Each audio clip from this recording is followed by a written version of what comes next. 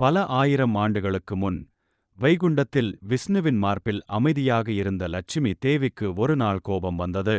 பிறகு முனிவர் விஷ்ணுவை அவமதித்தபோது அவர் அமைதியாக இருந்ததை பார்த்து லட்சுமி கோபத்தில் பூமிக்கு வந்துவிட்டாள்.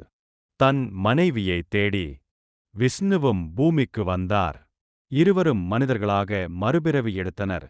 லட்சுமி பத்மாவதியாகவும் விஷ்ணு ஸ்ரீனிவாசன் ஆகவும். ஸ்ரீனிவாசன் பத்மாவதியை காதலித்து திருமணம் செய்ய விரும்பினார். ஆனால் பத்மாவதியின் தந்தை ஒரு நிபந்தனை வைத்தார். பணம் இருந்தால் தான் என் மகளை திருமணம் செய்யலாம். பணம் இல்லாத ஸ்ரீனிவாசன் செல்வத்தின் கடவுளான குபேரனிடம் கடன் வாங்கினார். பெரிய திருமணம் நடந்தது. ஆனால் ஒரு முக்கிய விஷயம், அந்த கடனை கலியுக முடிவில்தான் திருப்பி தருவேன் என்று அவர் வாக்குறுதி கொடுத்தார். நம்பிக்கை பெருமாளும் அதற்கு பதிலாக பக்தர்களுக்கு செல்வமும்